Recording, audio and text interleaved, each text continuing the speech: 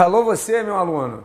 Vamos completar a ideia do ato administrativo indo para um tema que é muito cobrado em bancas de ACESP-UNB, FCC, ESAF, enfim, em todas as bancas de concurso público do Brasil, que são bancas conceituadas, que são bancas sérias, que trabalham com o tema ato administrativo.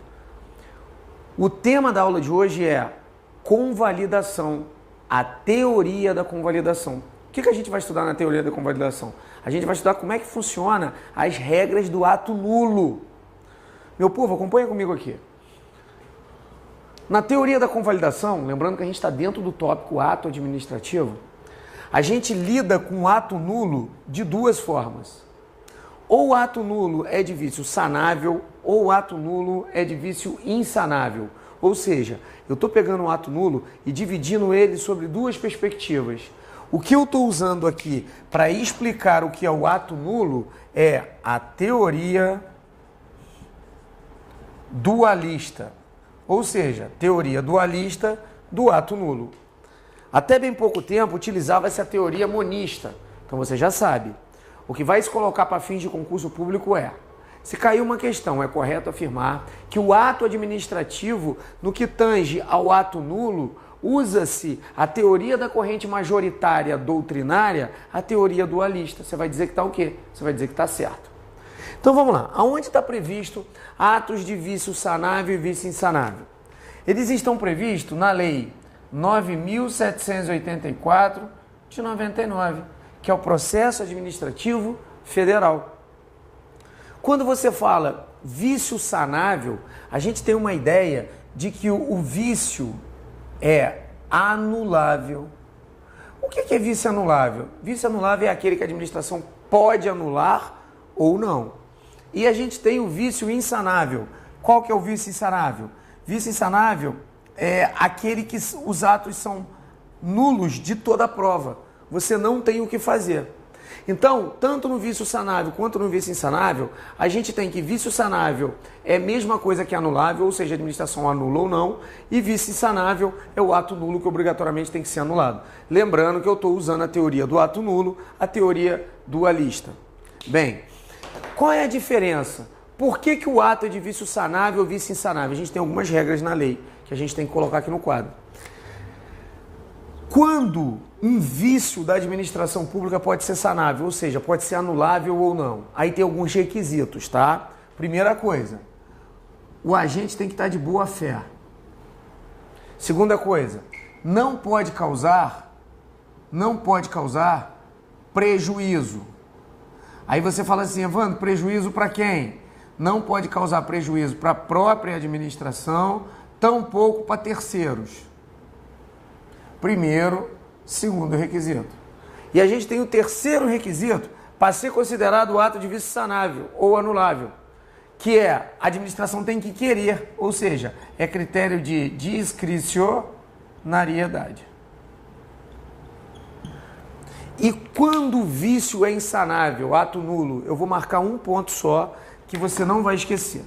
Ato nulo é sempre quando a gente tiver de má fé. Para isso, eu vou jogar tudo isso que a gente viu dentro de um exemplo. Vai ficar mais fácil para você. Imagine a seguinte situação. Imagine que num concurso público, exista 200 vagas. Imagine que nesse concurso público, para cargo efetivo, que você sabe, para trabalhar na administração direta ou indireta de qualquer dos poderes, da União, dos Estados, do DF, dos municípios, seja União, Estado, Distrito Federal, município, seja autarquia, fundação, sociedade de economia mista ou empresa pública, ocorre a obrigatoriedade de concurso público, de acordo com o artigo 37 da Constituição. Então tem que fazer concurso para cargo efetivo. 200 vagas para o cargo X. Aí você imagina que 180 candidatos fizeram concurso e passaram na boa. E dessas 200, 20 candidatos compraram a vaga. Aí fica fácil, né, meu povo? Fica fácil você delimitar quem está de má e quem está de boa fé. Eu pergunto para você em casa, quem está de boa fé? Você vai falar, não, Evandro, boa fé é quem pagou a inscrição, quem estudou e fez o concurso. Quem está de má fé? Quem está de má fé é quem fraudou o concurso público. Você estuda tanto, né? Olha o que você está fazendo, a gente está se matando. Um se matando dando aula, outro matando estudando, fazendo exercício, corrigindo, indo em livro, tendo uma expectativa para chegar na prova e acertar. E aí a gente faz o quê? A gente se depara com 20 candidatos que compraram a sua vaga. Aí você fala, Evandro, por que ele comprou a minha vaga? Ele comprou a sua vaga porque se você era o 192, você perdeu a vaga porque teve um cara que comprou a vaga no seu lugar, ele não estudou e ganhou. Isso é injusto. Então ele está de quê? Está de má fé. Aí imagine que todos eles trabalhem por um período de 2 anos. Muito legal, né? 2 anos trabalhando. Com 2 anos acontece o seguinte, o Ministério Público vem e descobre que o concurso foi fraudado. O MP vem, descobre que o concurso foi fraudado, avisa para a administração e já entra com uma ação. E aí, o que faz? A gente obedece à regra da súmula 473 do STF. Se o ato é de caráter nulo, ou seja, se o ato é ilegal, anula-se o ato, efeitos retroativos, ex tunc, AT, que a gente já estudou. Então, o que acontece? Se você simplesmente anula o ato, MP chegou, avisou a administração, entrou com uma ação, descobriu que o ato era ilegal. Amigo, vai ter que anular. Agora eu pergunto, qual ato vai anular? Olha só, todos os servidores foram nomeados, tomaram posse e entraram em exercício, correto? Então eu tenho nomeação, posse e exercício. Só que na verdade eu tenho 4 atos. Eu tenho o primeiro ato, que é o concurso, segundo, nomeação, terceiro, posse, 4, exercício. Aí o Ministério vai chegar e vai falar, olha, o ato é ilegal. Aí você vai emendar as aulas. Ato ilegal é ato que é? Ato que tem que ser anulado. Os efeitos na anulação é ex tunc. Sendo ex tunc é o que? Retroativos à data do ato. Então, simplesmente o MP vai chegar e vai fazer isso aqui, ó. Ó, o que ele vai fazer, ó. Ele vai retornar e vai simplesmente matar o primeiro ato da administração. Assim que ele matar o concurso público, na sequência ele mata a nomeação, posse, exercício. Por quê? Para cargo efetivo, aquele que você passa pelo probatório e fica estável, não existe nomeação sem concurso público, não existe posse sem nomeação e não existe exercício sem posse. Então matou o primeiro, matou a sequência. Aí você fica revoltado, né? Evandro, quer dizer que se o ato é nulo, retroagiu, matou tudo, pega esses 200 que estavam trabalhando, que tinha 180 que entraram ok e 20% que entraram pela janela, você manda todo mundo para a rua? Manda todo mundo para a rua. Porque o concurso público é o primeiro ato, detona todo mundo. Essa daqui era a chamada teoria monista. Essa não está valendo para a gente. Porque ela é injusta. O que é teoria monista? Então, a teoria monista é aquela que diz que se o ato é nulo de toda a fé, você volta, retroage e anula. É a regra que a gente usa o quê? No ato ilegal para anulação efeitos ex tunc. Tranquilo? Ô, meu povo, não vai me confundir com isso aqui com a matéria comum que a gente tinha dado, de anulação e revogação. Para quem não lembra, deixa eu jogar o esquema aqui no quadro para vocês. Anulação e revogação. Que a ideia, meu povo, é que você está na internet me vendo, mas a ideia é como se você estivesse aqui dentro da sala de aula assistindo com a gente, porque seu coração está comigo e eu estou com você. Se não tiver motivação, se os 40% não for motivação, a gente está lascado, 60% a gente está dando, que é aula. Os outros 40% é muita motivação. Bacana? Então acompanha aqui comigo, olha só. O esqueminha da anulação e revogação funciona da seguinte forma. Anulação é para ato que? Ilegal. Revogação é para ato legal. Quem pode anular o ato? Quem pode anular é a própria administração e o Poder Judiciário. Quem pode revogar? Somente a própria administração. Lembrando que o Poder Judiciário não revoga ato de outro poder jamais. Correto? Por quê? Revogação é critério de mérito.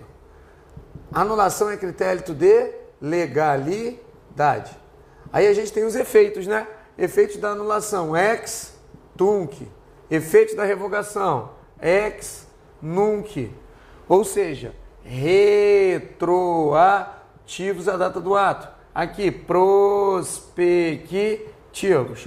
Aí tem vários detalhezinhos que a gente pode esquecer. Por exemplo, Poder Judiciário é que não age de ofício. Poder Judiciário não precisa ser impulsionado. Ele pode ver o ato acontecendo. E legal que ele não pode agir, a não ser que ele seja provocado pelo prejudicado.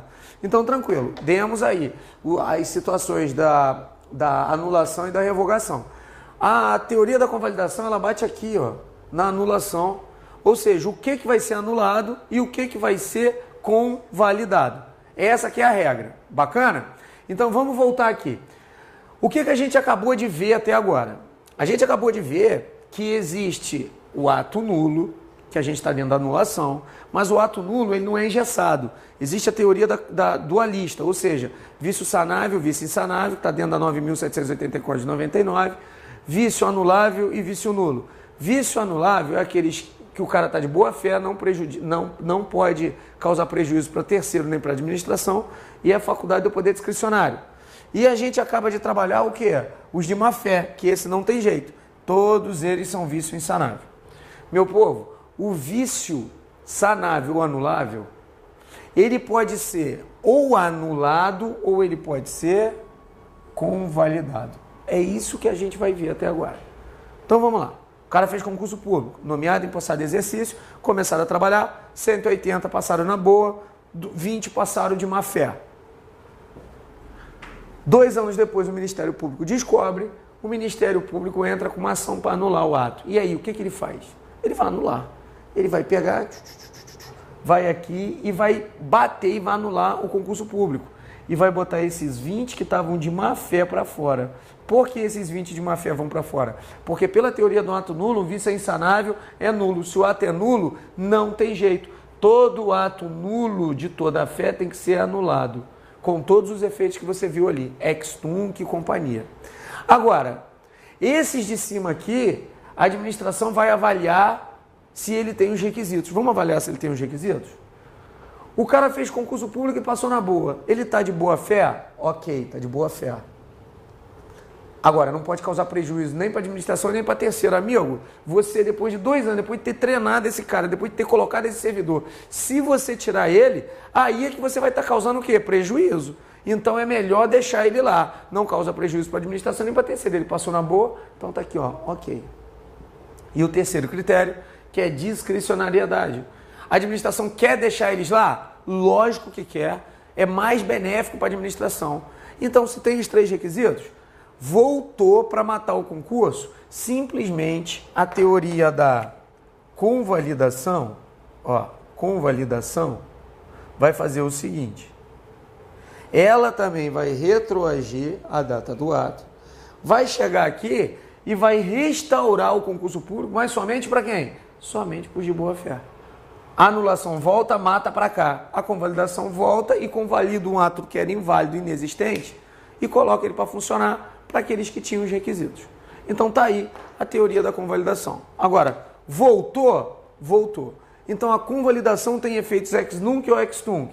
Ex tunc, ou seja, retroativos à data do fato. Correto? Então vamos continuar a matéria aí e vamos tratar de outro tópico agora. Vamos trabalhar agora a teoria do funcionário de fato. Essa teoria é bacana porque a gente vai entrar em vários aspectos, sempre dentro da teoria da convalidação, entender como é que funciona. Para isso, eu vou dar um exemplo. Para entender o que é funcionário de fato, a gente tem que dar exemplo. Agora, antes disso, olha aqui. Funcionário. Essa palavra aqui está praticamente abolida do direito administrativo. Aonde você vai ver ela, funcionário? Você vai ver lá no artigo 327 do Código Penal. Quem é considerado funcionário público para fins penais? Para a nossa matéria, direito administrativo, funcionário público não existe praticamente. O que existe são as palavras servidores públicos. O que existe são os empregados públicos. Várias palavras, como agentes políticos, agentes honoríficos. Lembrando que os agentes administrativos estão aqui, ó, englobando servidores e empregados. E ainda os contratados temporários, de acordo com o artigo 37. Então o que a gente tem é agente político, agente honorífico, agente delegado, credenciado, a gente tem agente administrativo que comporta contratado temporário, servidor público e empregado público. Lembrando que funcionário público não está valendo para o direito administrativo. Ele só vale no Código Penal. Lembrando que servidor é aquele que é estatutário, é aquele que é regido por uma lei, no nosso caso uma lei pública 8.112/90, é aquele que ganha estabilidade no serviço público, mas passa pelo estágio probatório. Empregado público é aquele que não é regido pelo estatuto, é CLT, é aquele que não tem estabilidade, não passa pelo probatório, não se aposenta com proventos integrais. Aqui ele obedece o teto da Previdência. Cada um com suas regras, ou seja, servidor com a regra estatutária, empregado com a regra da CLT, funcionário público para fins penais. Só que existe essa teoria do funcionário de fato, que está dentro do direito administrativo, que eu tenho que explicar para você o que é o funcionário de fato. Imagine a seguinte situação, imagina que daqueles 200 que entraram, 180 entraram ok, que eu expliquei para você que para isso vai ser convalidado, e entrou 20 pela porta de trás, entrou o quê? Através de fraude. Se ele fraudou, meu nobre, o ato é o quê? Ilegal. Se um ato é ilegal, a gente entra na teoria que a gente colocou lá, teoria da anulação. Tem que anular o ato com efeitos retroativos, tanto a própria administração quanto o Poder Judiciário. Lembrando que o Poder Judiciário não trabalha de ofício. O Poder Judiciário tem que ser o quê? Movimentado. O prejudicado tem que entrar e pedir ao Poder Judiciário para trabalhar. O Poder Judiciário sozinho não trabalha de ofício. Aí agora vamos trabalhar os de baixo, que os de cima a gente já sabe, né? Imagina a seguinte situação. Imagina que os de baixo entram e trabalham por 2 anos. 2 anos trabalhando. Nesses 2 anos, eles soltaram certidões, eles depuseram, fizeram um monte de ato em nome da administração. Ó, aqui é um ato. Imagina que aqui ele soltou também uma outra certidão de antecedentes criminais que serviu para um terceiro conseguir conquistar o seu serviço público. Porque para entrar no serviço, em certos cargos, tem que dar prova de antecedentes criminais, de estar com a ficha limpa. Então esse servidor que entrou ali fraudado, ele realmente forneceu para um particular que posteriormente tomou posse de um concurso. Aí eu pergunto, essa primeira certidão, essa segunda certidão, é válida depois que o ato for anulado? Ou seja, depois de 2 anos, descobriram que o servidor entrou ilegalmente. O ato vai retornar e vai fazer o quê? Vai matar o concurso público para esses 20 aqui. Esses 20 vão ter que ser desligados da administração. A primeira pergunta é, os atos do funcionário de fato, que é essa teoria que ele é chamado funcionário de fato, porque ele não entrou legalmente, ele entrou irregularmente na administração. Esse agente que estava irregular, os atos dele são válidos? Primeira resposta, é válido sim, é válido pela teoria da imputação que o agente está, a pessoa jurídica que está ligada. Está diretamente ligado à teoria do órgão público, ou seja, o agente é uma pessoa física que trabalha dentro de um órgão, que é um ente despersonalizado, um feixe despersonalizado, está trabalhando para a administração pública, no nosso caso a União. Imagine que a União está aqui, que existe um braço da União, que é um órgão, que é o Departamento de Polícia Federal, um exemplo, e lá dentro tem um agente. Esse agente entrou fraudando um concurso, ele é chamado funcionário de fato. Ele realmente está trabalhando, mas ele entrou fraudado. Aí todos os atos dele são válidos? São válidos. Porque na verdade não é o João, não é o Manuel, não é o Joaquim, é a própria administração pública, é a própria União que está trabalhando. Então quando o agente pega e dá essa certidão, quem está exteriorizando a vontade é a administração, não é o cara. Então o ato dele é válido sim. Aí vem a segunda pergunta. Ele ficou por esses 2 anos aqui, então eu posso afirmar que se ele ganhava 10 mil reais por mês, ele tem 10 mil vezes 24 meses que ele trabalhou. Mais 13º, férias, mais um monte de coisa. Juntando tudo, a gente pode dizer que ele ganhou uns 300 mil. Porque tem 13º, tem férias, tem tudo, né? Eu pergunto, esses 300 mil, ele vai ter que devolver para a administração ou não? Lá vem a resposta, não devolve para a administração. Ele não devolve por 2 motivos. Primeiro, se ele trabalhou, ele tem que receber. A administração que visse que ele entrou irregularmente é anterior a isso. Segundo, se a administração receber de volta o dinheiro de um trabalho de outra pessoa, é a administração que vai estar enriquecendo sem causa. A administração vai estar cometendo improbidade administrativa. Então, não podemos trabalhar nessa situação. Ou seja, trabalhou. Tem que receber? Tem que receber. A administração pega o dinheiro de volta? Não. Aí você vai perguntar assim, Evandro, mas por que que todos os atos do cara são válidos.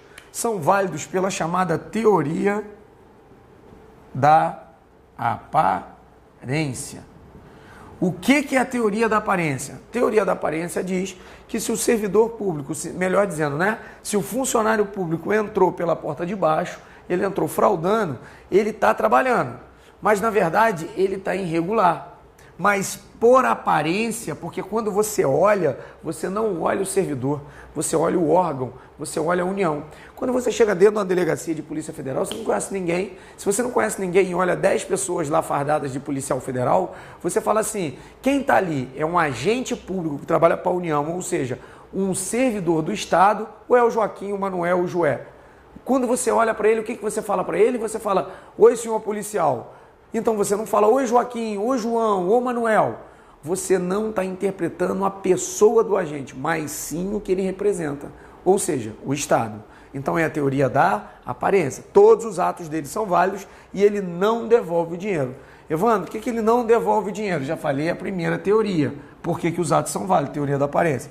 A segunda é a teoria do enriquecimento ilícito sem causa da administração. Evandro, o que é enriquecimento ilícito sem causa da administração? Quer dizer que a administração não pode se enriquecer com o dinheiro das outras pessoas. Tranquilo? Fé e força, demos tudo certo, né, meu povo? Não pode ficar tranquilo. Essa teoria não vai pegar em você que está em casa, não. Sabe por que não vai pegar? Porque você está estudando, meu filho. Você não vai comprar o gabarito. Até porque, se você está em casa estudando, eu tenho certeza que você pagou esse curso com muito sacrifício. E se você está duro em casa, é porque você é concurseiro de fé e fato, né? Cara que tem dinheiro, a vida tá boa e não quer estudar para concurso. Concurso é feito para gente igual eu, é feito para gente igual você, é feito para gente igual o Daniel Sena, que nunca teve dinheiro na vida, teve dinheiro a partir do quê? Do esforço. E é aí que a gente bate pesado em quem não estuda para concurso, né? Então vamos, que Deus é pai e é muito gostoso estudar. Ruim é ficar à toa, deixar o corpo morrer. Vamos lá.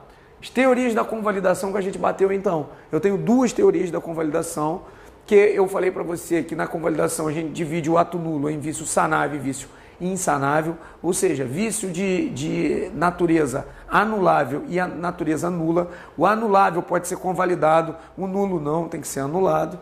E agora eu vou te falar os tipos ou simplesmente espécies de convalidação. A convalidação ela pode ser tácita ou a convalidação ela pode ser expressa. O que é a convalidação tácita? É aquela que dá decadência de 5 anos para atos favoráveis aos administrados que estejam de boa fé. Ou seja, se você tiver um terceiro de boa fé e o ato tiver natureza nula ou ilegal, o ato não alcança mais ele. Obrigatoriamente você tem que convalidar. Exemplo. Imagine que eu estou respondendo por improbidade administrativa e eu não posso desfazer dos meus bens. Eu não posso desfazer, eu sou agente público, mas eu dou um jeito e transfiro, vendo para o particular o meu apartamento no valor de R$100.000. Isso em janeiro de 2000. Eu vendi, ele não sabia de nada, ele era um terceiro que queria comprar um apartamento, foi lá por ingenuidade e comprou um apartamento de mim. A União está querendo cobrar, eu estou devendo à União, tomei uma multa por improbidade, uma multa civil, a União vai atrás dos meus bens. Se a União demorar 5 anos, ela não pode fazer nada para alcançar os bens daquele terceiro. Por quê? Por 2 motivos. Primeiro, o prazo já se deu de 5 anos de decadencial. E terceiro, que ele estava de boa fé. O terceiro era de boa fé. Terceiro de boa fé, para a administração conseguir anular um ato, ou seja, anular aquele ato de venda e tomar o bem de novo, ela precisaria de quê? Ela precisaria, antes de dar o prazo decadencial, que são favoráveis aos terceiros de boa fé, que esse prazo é de 5 anos. Correto? Vamos que vamos. Expressa, são efeitos sanáveis. Se é expresso, se é efeito sanável, nada mais é do que tudo que eu estou trabalhando para você. Convalidação expressa. Para ser vício sanável, é aquele vício de natureza anulável. Tem que ter os 3 requisitos. Quais são os 3 requisitos do vício de natureza sanável? Primeiro, está de boa fé. Segundo, não causar prejuízo para quem? Nem para terceiro, nem para a própria administração pública, e é critério de discricionariedade. Obrigatoriedade. A administração pública tem que querer convalidar o ato, correto? Então vamos que vamos. O que a gente trabalhou agora? Trabalhamos a teoria do funcionário de fato. Lembrando que todas essas expressões, contratado temporário, servidor, empregado, agente administrativo, político, honorífico, está dentro da nossa matéria, está dentro do direito administrativo, funcionário de fato. Na verdade, a palavra funcionário somente no artigo 327 do Código Penal, que trabalha funcionário público para fins penais. Lembrando que eu dei um exemplo para vocês, que o cara trabalhou, o ato dele, se ele entrou de má fé, tira ele da administração, mas todo o ato dele é válido pela teoria da aparência. Lembrando que ele não devolve o dinheiro que ele ganhou nesse prazo, porque trabalhou, tem que receber. Lembrando que existe a convalidação tácita, que o prazo é decadencial para os favoráveis de boa-fé, esse prazo é de 5 anos. Lembrando também que a convalidação expressa foi o que a gente estudou agora, tem que ter os requisitos. Nessa situação, você responde qualquer questão acerca da teoria da convalidação. Lembrando, pessoal, que teoria da convalidação nada mais é do que a gente estudar a teoria do ato nulo, anulação, revogação. Mais um desdobramento da súmula 473 do STF, onde diz o seguinte, que a administração pública pode anular seus próprios atos com derivado de vício de ilegalidade, pois deles não geram direitos adquiridos, ou pode revogá-los por conveniência e oportunidade, sempre respeitando os direitos adquiridos, ressalvado em qualquer caso a apreciação do Poder Judiciário. Então, meu povo, a teoria da súmula 473 do STF, ela se desdobrou em anulação, revogação e agora a gente entrou na teoria da convalidação. Nessa situação, encerramos aí tudo que a gente tinha que falar do ato administrativo no nosso curso. Vamos fazer vários exercícios sobre atos, vamos fazer exercícios sobre todos os tópicos do direito administrativo que a gente viu até agora, porque é se estudando todos os dias que a gente passa em um bom concurso público. Lembrando, eu vou dar uma dica para você, para quem está estudando, tá? Sempre tenta estudar 2 matérias por dia e fazer exercício todos os dias. Aí tem gente que me manda e-mail lá no site e fala assim, ô professor, mas eu não consigo responder os exercícios que eu tenho. Meu filho, é uma tríade, é uma escada, turma regular para te dar base, turma de exercício simulado. Se você tem exercício que você não consegue fazer numa bateria de 500 exercícios, circula aquele que você não consegue fazer e vai fazendo o restante. Os que você não consegue, depois de 2, 3 meses estudando, você vai ver que vem na tua cabeça e você responde, porque você está acumulando conhecimento. Lembrando que ninguém estuda do concurso para passar do dia para a noite, tá? É de 8 meses a 2 anos para se passar em um bom concurso público. Nessa situação, fica com Deus, Deus é Pai e vamos que vamos, porque na sequência a gente tem bastante exercícios. Um abraço, fica com Deus e até a próxima videoaula.